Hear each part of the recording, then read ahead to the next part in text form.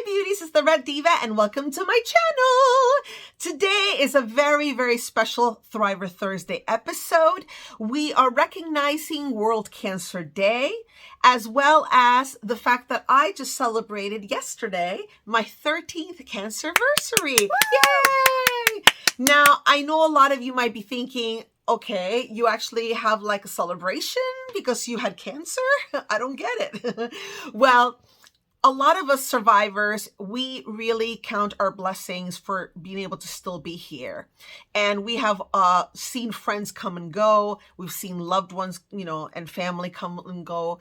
And for us, we cherish every single second, including the day that we got the diagnosis, because we also look at not only the negative impact of cancer in our lives, but also the positive. And I think that that is something that we all need to sort of recognize as well to help us in our journey.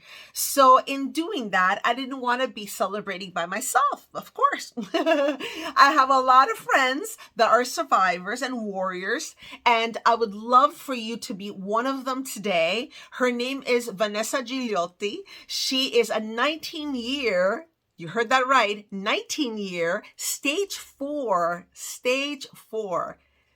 colon cancer survivor and thriver and warrior, and so many different adjectives that I cannot wait to share some screen time with her so that way she can share with you her journey and the things that she is doing every day to help the colon cancer community and the cancer community at large be able to have a voice and a platform. So without further ado, we will move on to our interview.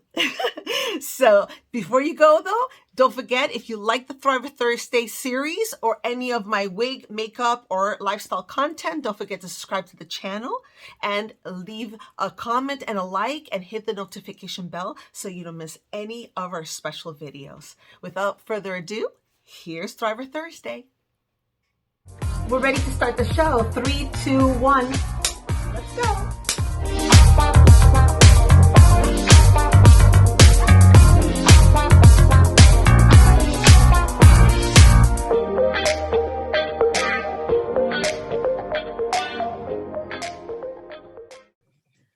Okay, guys, so here we are. We're going to do this great interview with a dear friend of mine, fellow survivor, Vanessa Ghigliotti.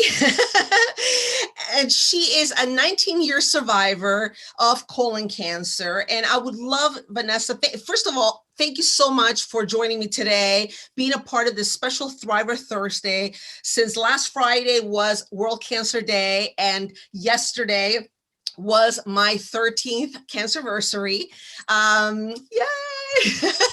So of course, you and I have gone through a lot individually, but also have been able to help support each other and the cancer community with all these different initiatives and things like that. So first and foremost, I would love to have you share with the audience your cancer story.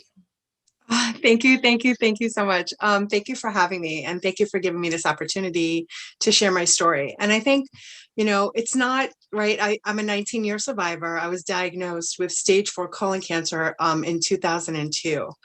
And it's not like I haven't told my story before, but I wanted to do something different that I haven't done before. And what I want to do is really talk about the importance of realizing that you do not have to be an old person to get colon cancer, and you do not have to have family history in order to get colon cancer. I mean, colon cancer is 70% sporadic, right? And it's kind of scary, and I don't want to scare anybody. I'm not trying to do fear mongering. I just want to empower everyone.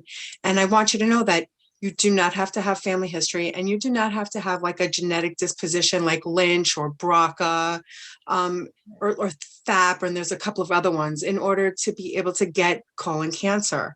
So for me personally, I had gone back to college a little later. I wasn't feeling good. I was tired, extreme fatigue, like, I mean, you have cancer, like that's something that all cancers have. Like we get this fatigue that's just, absolutely. scary, right? And no matter how much you sleep, no matter how much coffee you drink, it doesn't help. It's So I deep was down in your bones. Like, it's like that exhaustion. It's not even tired, it's exhaustion that happens.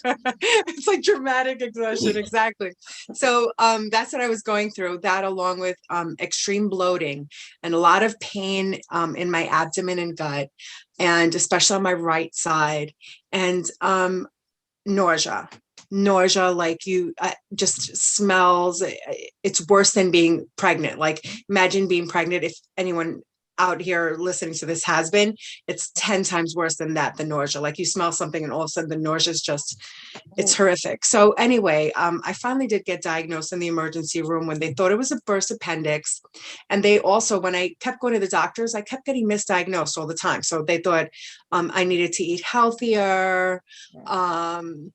They thought I needed to get rest. I was doing too much, and nobody, and like, even when I had a growth, like growing out of my right side, and I'm like, something's definitely wrong. They're like, no, you have to eat more roughage. It was just always something, and never anyone taking it seriously. And I do realize that at the time when I went to complain, I was 27. Wow. And like, definitely no family not history within the margins that they're always trying to put people in. They're always trying to put boxes around people, and if you don't fit that box, they're totally they dismiss you. Yeah.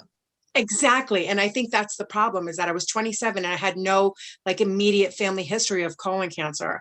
So it's like, oh, your parents didn't have it, your grandparents, well, you know, your brothers or sisters, nobody had it. So why should we listen to you? Exactly. You know, and to be honest, I wasn't even thinking colon cancer. I was thinking like some kind of feminine ovarian kind of a thing. Right.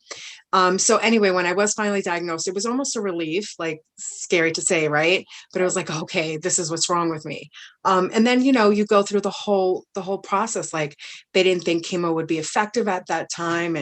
And I had cancer in and out of my small and large intestine, in my right abdominal wall. It ate up my appendix, and it came up later in my left lung. So I've had massive amounts of surgery, right? I had tons of chemo, but I had this really great team at Memorial Sloan Kettering that I am always so grateful for. And of course, we were at the stupid cancer conference, right, for my 15-year Cancerversary, and I got that with Stephen, who you did have an interview with. Like, you know, it's a small world. We love each other. We support each other. I'm so grateful for that. But in any event, like, I think that what I decided to do, right, and what I noticed while I was in treatment was that there wasn't a lot of things for young adults with cancer, especially not with colorectal cancer. There were some things for, you know, other stuff, but not for colorectal cancer. There was just nothing. And I was like, this isn't fair. Like, I'm really young. I'm not older. I'm not established. Like, my life was just starting, and we have different things. And then it just bothered me that I would meet other people and they would have the same exact story as me. Like, oh, I was 29 and the doctors ignored me. I was 32 and the doctors ignored me. I was 22 and the doctors ignored me. And it's just this very scary pattern that started.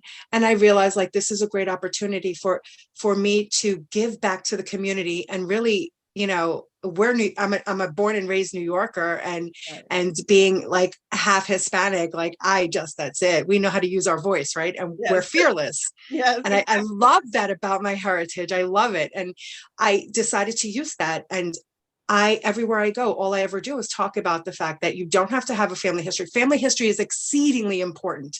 It is. But that's 30% of colorectal cancer cases. So the rest are sporadic. So if it's not a genetic mutation, it's just something maybe in the food and what we eat. I mean, there's so many factors that come into play, but the fact of the matter is that if you have a colon, you're at risk. And I don't want anyone to think that because you don't have family history, right, that you can't be susceptible to this. It's literally something that ignore signs, because I always say the body always tells you everything. You can choose to ignore it, but the problem won't go away. I mean, yes, you have the choice to either address it or ignore it, but the problem is that you can't brush it under the carpet. It has to be addressed. It has to be treated. And the sooner you realize that the symptoms you're dealing with are not normal, you have to act quick, because these things can just flourish so quickly and be so out of control and without being able to contain it, that it's just really crazy. You know, I mean, it's, you cannot ignore symptoms. I don't understand people You that are just can. And the problem, you're that so I'm right. like, And minus like, yeah, and minus rectal bleeding, which I didn't have, but a lot of people do. right.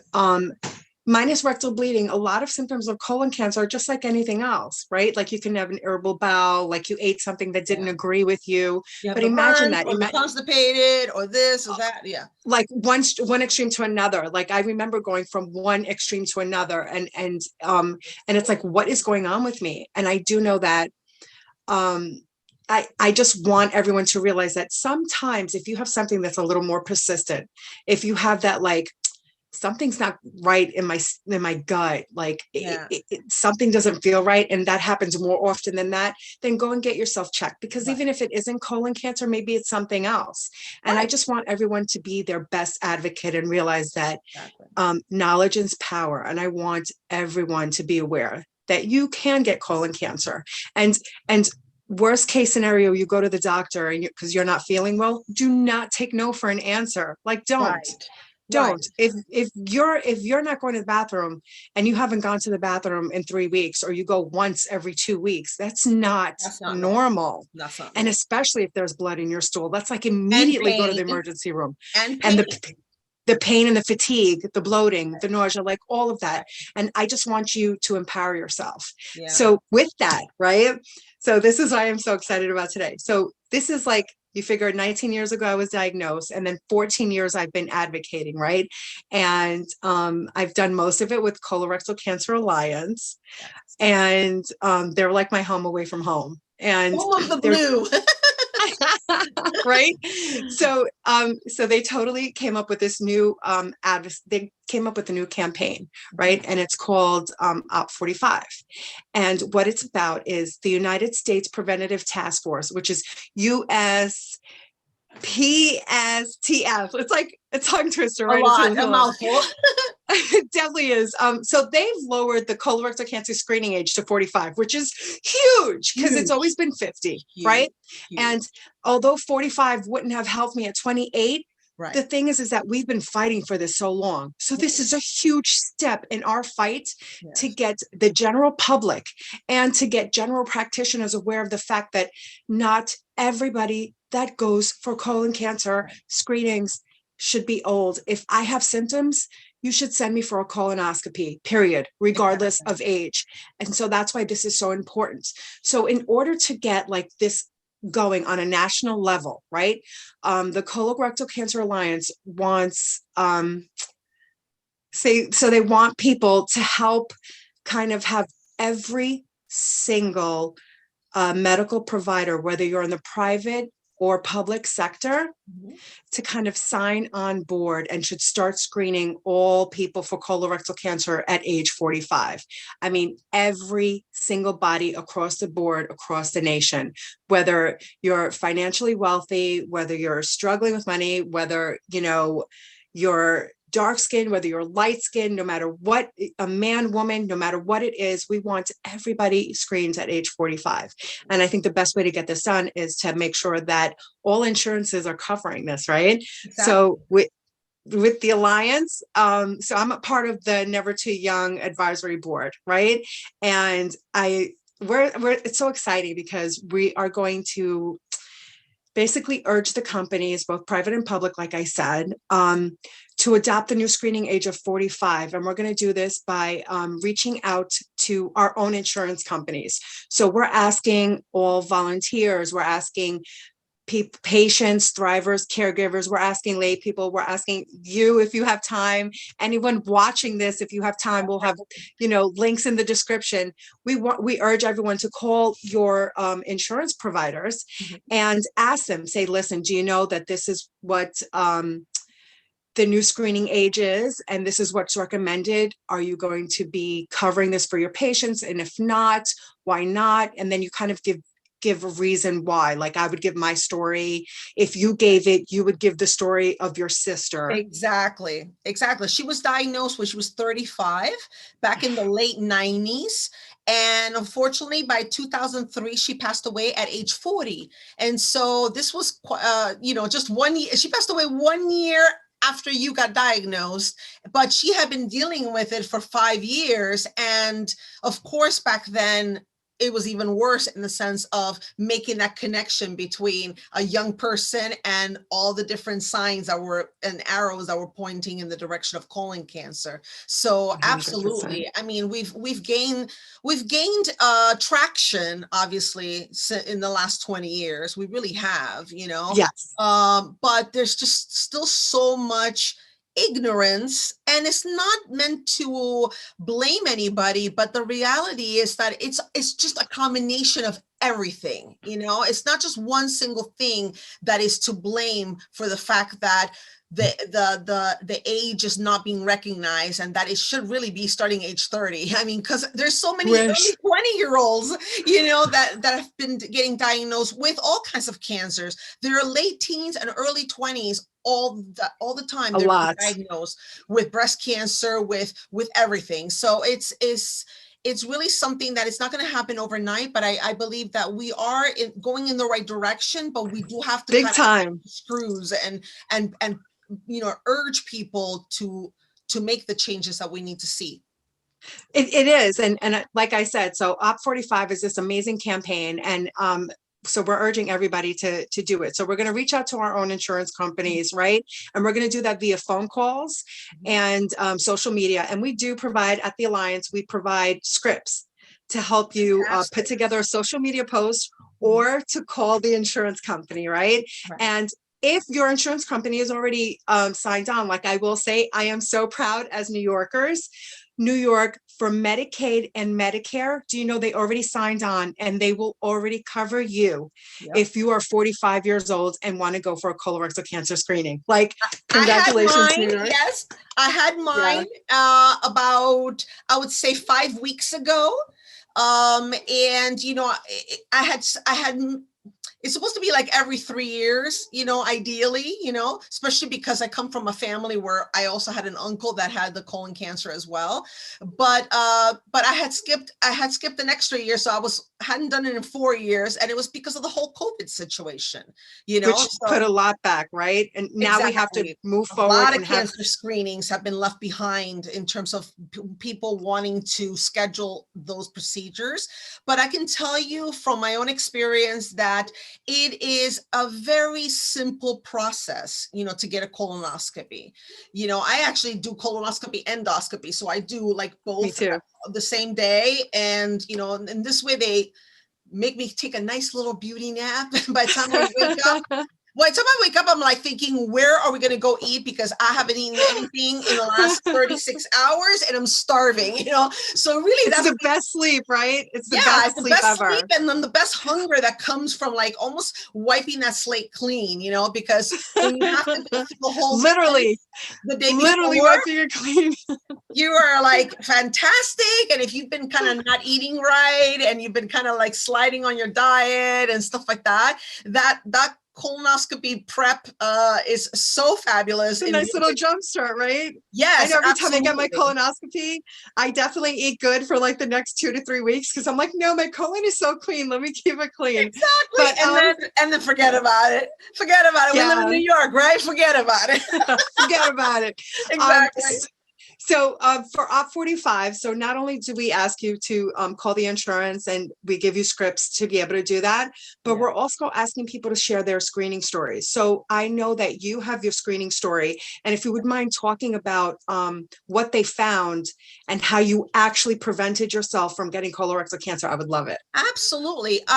Well, the first step was that back about 8 months ago, it was shortly right after my foot accident, which everybody knows. If you've seen that episode on my video list, you'll see where I'm talking about the fact that I broke my foot and the whole thing, But so it was around July or August. My primary doctor sent to my house for me and my mom to do the Cologuard kit. So we both did the Cologuard kit. They deliver it. The insurance pays for it. There's no cost at all. Super easy. 1, 2, 3.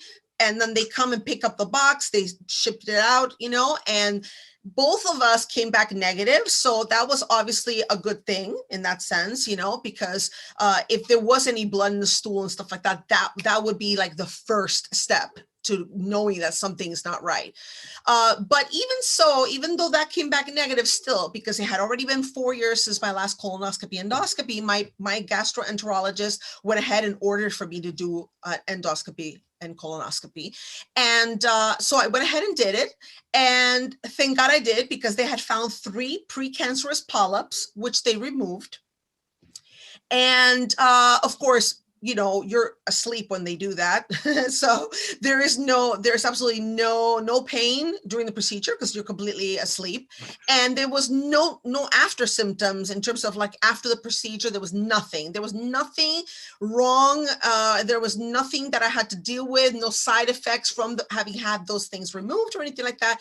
But it gave me such a peace of mind that whatever it was, obviously it was very slow in growing because it had been 4 years. So it's not like something that, oh shoot, like a year ago I tested it, there was nothing, and all of a sudden I have like 15, polyps in there, so it was definitely a slow moving thing. And it was definitely, precancerous. So if it's I would have precancerous, and you literally, so by that colonoscopy that you got, yes, you literally saved yourself and you prevented yourself from having colon cancer. And it's like, you're already a breast cancer survivor. You didn't need to add colon cancer to it. And this just plays, your story plays into, and this sharing your story. I would love for you to also get involved in the 45 campaign. And with the link, you can share your story and you can upload your story, or you can even give it to me and then I can post it on social media for you. But this is literally, this is what we love to hear. Do you understand that as survivors or people who are really dedicated to giving our lives to spreading awareness and prevention of colorectal cancer, this is literally what your story does. It helps to show the prevention of colorectal cancer. That's why colonoscopies are so important. And that's why getting coverage for screening at 45 is so imperative. And this is something that we really hope and we encourage that everybody gets on board. Everybody's making the calls. Everyone's putting out tweets or Facebook or Instagram messages, LinkedIn, I don't know, maybe TikTok, make TikTok videos, like, which I am so not good at and I'm not going to try, but like, we live in the age now where social media helps us so tremendously, and it helps us to really get all this education that we would not normally get and gain all this awareness. I'm learning so much. Like if you have never been affected by cancer, personally or in your family, consider yourself very lucky. But it's like you don't know. And if you don't know, and if it hasn't affected you, then why would you know? Right. And this is why I think the more we you don't share know our what stories, questions to ask because you've never even talked about it with anybody. Exactly. But that's why even though you mentioned a very good point is, it is about us letting the insurance company know and all these things, and learning all this information. But the problem is, Vanessa, is that people still have to pick up the phone and see their regular general practitioner at least every 6 months or a minimum once a year. And a lot of people aren't even doing that. And these are people with insurance that covers them. It's not like they're homeless and they don't have any coverage or anything like that. There are people out there, a lot of people out there that have coverage, yet they don't like to go to the doctor's office. So what do you say to, especially when people are dealing with situations in their stomach and digestion and, and they're afraid, like they see these symptoms and they have in the back of their mind, people aren't that stupid. They kind of feel like, oh, but they don't even want to say it to anybody because it's embarrassing, first of all, because we're talking about poop and butt. And so people are very hesitant to talk about like how many times they've gone to the bathroom or not, or I'm having blood in my stool or, whatever the situation is. Like, what do you tell that person right now that is having symptoms but is deathly afraid of doctors? So here's the thing. This is exactly what I would say. I would say the fact that we're doing a campaign to have to make sure that all insurances are covering screenings at age 45 shows you how big colorectal cancer, unfortunately, is becoming, and how much more people are getting affected by colorectal cancer. So that's one. Two is your story. Not mine, but your story shows the importance of getting screened. So if you get screened, guess what? So you have a day of doing prep where you can't eat and you're going to the toilet a lot, right? The next day you get the best sleep of your life, and then that's it. It's over and it's done. And if they find polyps or no polyps, that's it. For a year or a couple of years, that is literally it. Yeah. And if you don't get screened, then what happens is that you're going to be like me, and they're not going to find it until it's already, I mean, I was stage 4 and it was everywhere. I am very lucky that I am here and I'm still alive. Absolutely. And stage 4, the later stages you get, the harder it is to beat. And not only the harder it is to beat, do you have to understand, I've had 10 surgeries, and some of those surgeries have been after treatment, and it's to repair damage that cancer's left behind. And there's so many things you have to live with. Like right now I have to start physical therapy again because I have so much nerve damage from being cut open so much. And I would just say, get your screening, right? Yeah. It'll prevent you from having to deal with what I have to deal with, and it'll save your life. It'll save your loved one's life. If they don't want to go for screenings, you schedule it for them, whether it's your significant other, your partner, your family member. You're gonna need to go with them anyway, because you cannot you cannot go under anesthesia, and then go home on the subway by yourself. No. They won't release you out into the street without anybody there to pick you up. So I always go with my mom, or I've had friends also go with me and stuff like that. But it really, you're fine. I mean, you just chill, you have your little ginger ale, and your little crackers, and then, they keep you there for a little bit just to make sure that you're good. They keep checking your blood pressure, everything, and then that's it. And then you just head home, but it's worth it. And as far as effort, the only effort is really just picking up the phone, making the appointment, and then taking the prep and going the next day for the appointment, and that's it. I mean, it's really that simple. It's not brain surgery as far as what the people have to do. You know what I mean? No, and this is one of the only, and to keep in mind also that this is one of the only cancer screenings where you're preventing cancer by getting screened. All the other screenings is if they find something, they're trying to find it at like a lower stage. Do you know what I mean? If I go to screen if I go for a mammogram, which I do have one next month, right? If they find something, it's not preventing something. And when you go for mammograms, you can't prevent breast cancer. What you can do is try to catch it at its earliest, most beatable stage. Whereas going for getting your colonoscopy, you're actually preventing colorectal cancer if you're going for timely colonoscopies. So if they start at 45, please go at 45. Right. Yes. And for any information, so for if anyone needs any more information about colon cancer, about colonoscopies, about average risk versus higher risk, just please click on the link below, and also click on the link for OP45 and help join our campaign. And if you have any questions about it, you can also contact me. And I know that you will put all of my information below too, right? Absolutely. Everything's going to be popping up with different text throughout the video, but everything is going to be in the content box. So that way you guys can refer back to it at any time, day or night. It's going to be there in my library of information. I am so grateful for the time that we have spent together today.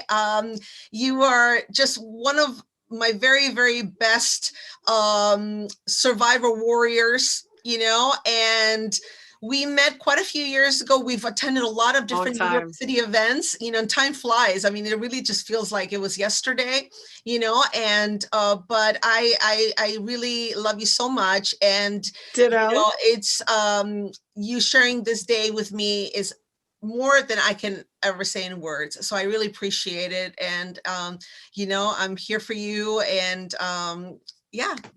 likewise.